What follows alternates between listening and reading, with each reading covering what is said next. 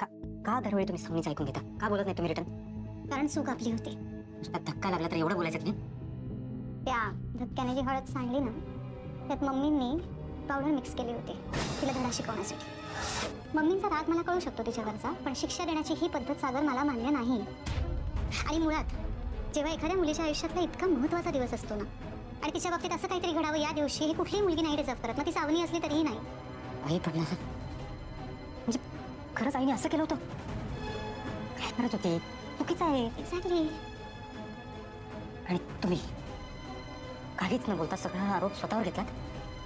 म्हणजे सगळ्यांच्या नजरेत तुम्ही वाईट झालात ना? कसं म्हणजे कसं सहन करता तुम्ही प्रत्येक वेळेस? म्हणजे ना मला असं वाटतं मी तुम्हाला आत्ता कुठे ओळखायला सुरुवात केली आणि दरवेळेस तुम्ही मला चुकीचं ठरवता.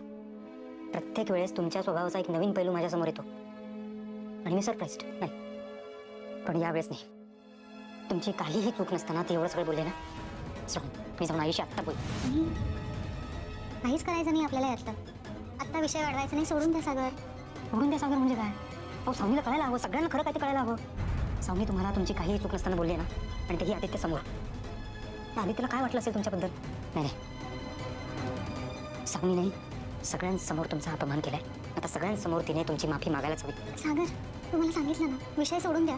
आपली एनर्जी आता आपण अजून नाही वाया घालवणार आहोत. या क्षणी फक्त आणि फक्त त्या दोघांच्या, स्पेशली आदित्यच्या फ्युचरचा विचार करायचा आणि ही सगळी कार्य शांतपणे पार पाडायची आहेत आपल्याला. कळतंय का? धन्यवाद. तुम्ही सगळ्या गोष्टी व्यवस्थित पार पडतात, पण एक गोष्ट चुकल्यात.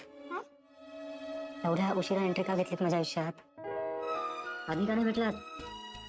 मी बिझी होते. आले चला. नाही, माझा एक ऑनलाईन कॉल आहे, ते मीटिंग आहे, ती संपून येतो. तुम्ही वापड.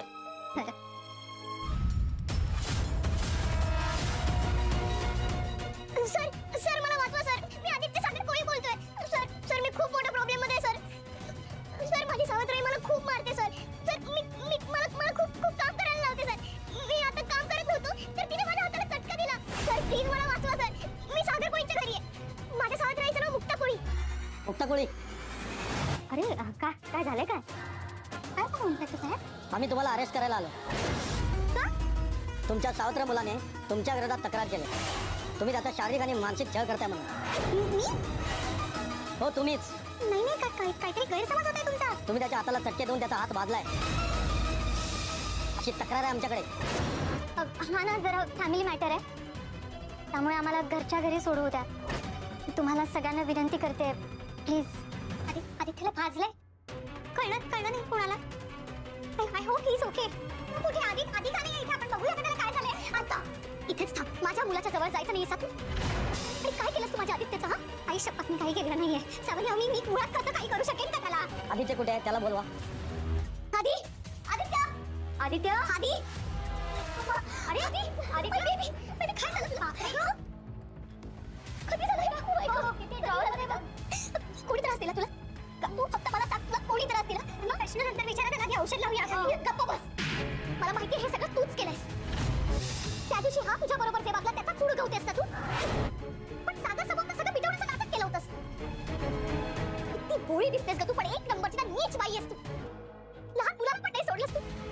चटके दिलेस माझ्या मुलाला. हा चटके. आणि पण तू हे सगळं केव्हा केलंस? हा एक मिनिट, आता माझ्या लक्षात आलं. माझी हळद सुरू होण्याआधी जे तू इथून निघून गेली होतीस ना, तेव्हा हे केलंस ना.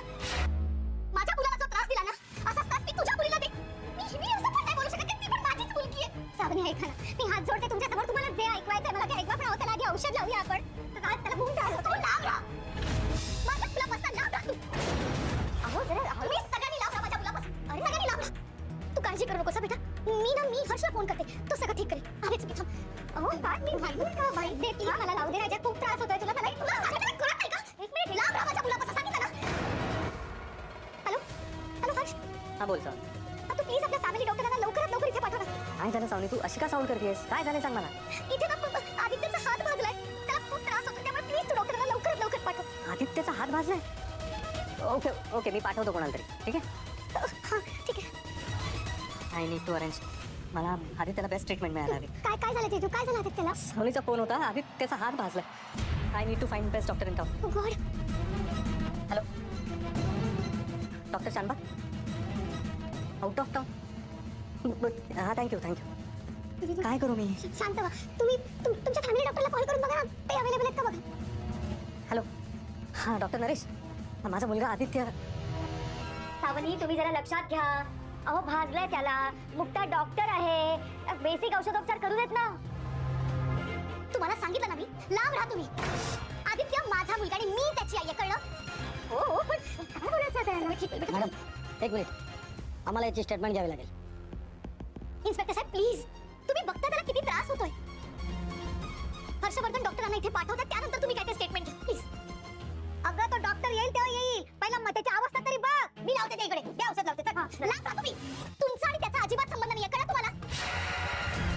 सावनी ऐका ना, मी रिक्वेस्ट करते की तुमचा फॅमिली डॉक्टर येणार आहे ना, मला तोपर्यंत काहीतरी जुजबी औषध देऊ दे त्याला. तुमच्या डोळ्यासमोर मी उभं राहून त्याचा इलाज करते, पण काहीतरी करू दे. त्याचा चेहरा बघावं, नाही बघवते. त्रास होतोय त्याला. त्याच्या नशिबात त्रास हा आहेच. तुम्ही दोघं जोपर्यंत आमच्या आयुष्यात आहात ना, तोपर्यंत आमच्या नशिबाला ना फक्त दुःख आणि दुःखच आहे. मी ना तुला शेवटचं सांगते, तू माझ्या मुलापासून लांब राह, कळलं? नाहीतर मी देते. तू पण काय झालं? मुक्ताईला पोलीस घेऊन जायला आले. मुळात हिची हिंमतच कशी झाली माझ्या मुलाला हात लावायची. एक तर तू आधी शांत हो. तेव्हा तुझा काहीतरी गैरसमज होतोय. वहिनी असं का करेल? तू नीट विचार कर ना. ओ गॉड, म्हणजे तुलाही असं वाटतं की आदित्य खोटं बोलतोय? काळजी करू नकोस.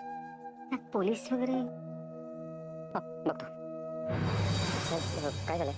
तुमचा मुलगा आदित्य यांनी आम्हाला फोन करून तक्रार केली की त्यांची सावत्र आई मुक्ता कोळी यांनी त्यांच्या हातावर चटके देऊन त्यांना त्रास दिलाय, म्हणून त्यांना आम्ही अटक करायला आलोय. चला मुक्ता कोळी, काय आहे, तुमच्या घरचं फंक्शन चालू होतं म्हणून आम्ही थांबलो, पण आता थांबता नाही येणार. चला. एक मिनिट साहेब, एक मिनिट. नाही, तुम्ही सांगाल तिथे यायला तयार होता मी, पण त्या अगोदर मला माझ्या मुलाशी नीट बोलू द्या. कारण हे सगळं मुक्ताने केलं असं मला नाही वाटत. सत्य पूर्णपणे सगळ्यांसमोर आलेलं नाहीये. हे बघा, त्यासाठी आम्ही आहोत. खरं काय ते आम्ही बरोबर बाहेर काढू. नाही, 2 मिनिटं बोलू द्या. एक मिनिट, एक मिनिट. आता मला सांग, मुक्ताने तुझा हात कसा काय फसला? ते आम्ही दोघं बसलो होतो तेव्हा गरम पाण्यात त्यांनी. हा तेच, त्यांनी तुझा हात गरम पाण्यात कधी बुडवला आणि कसा काय? ते आम्ही तिथे होतो, आम्ही दोघंच होतो तेव्हा. एक तर त्या सकाळपासून माझ्यासोबत आहेत, नाहीतर या हळदीच्या तयारीत. त्यांना तुझ्या बरोबर बसायला वेळच नव्हता. मग नाही, मला सांग, त्यांनी तुझा हात धरून जबरदस्ती बुडवला की तुला सांगितलं आणि तू पाण्यात हात घातलास? त्यांनी सांगितलं आणि तू ऐकलास? तुझं कधीपासून ऐकायला लागलास तू? बरं, मला सांग, नेमकं कधी घडलंय? कारण त्या तर इथेच होत्या. काय म्हणजे हात भाजला तेव्हा तू ओरडला नाहीस, त्यांनी तुला तसं करायला सांगितलं तेव्हा ओरडला नाहीस, मग पोलीस आल्यावर कसा काय ओरडलास? तोपर्यंत हात भाजला नव्हता तुझा. यावेळी जर तू खोटं बोललास आणि मुक्ताला अडकवण्याचा प्रयत्न केलास तर मीच पोलिसात कंप्लेंट करेन तुझी. मग पोलीस मुक्ताला नाही, तुला घेऊन जाते. आता मला खरं काय ते सांग. सागर, दिस इज टू मच. स्वतःच्या बायकोला वाचवण्यासाठी तू मुलावर नाव एक आधी खरं काय ते सांग. आदित्य, काय विचारतोय मी? खरं काय ते सांग. मुक्ताने माझा हात नाही भाजला. आदित्य,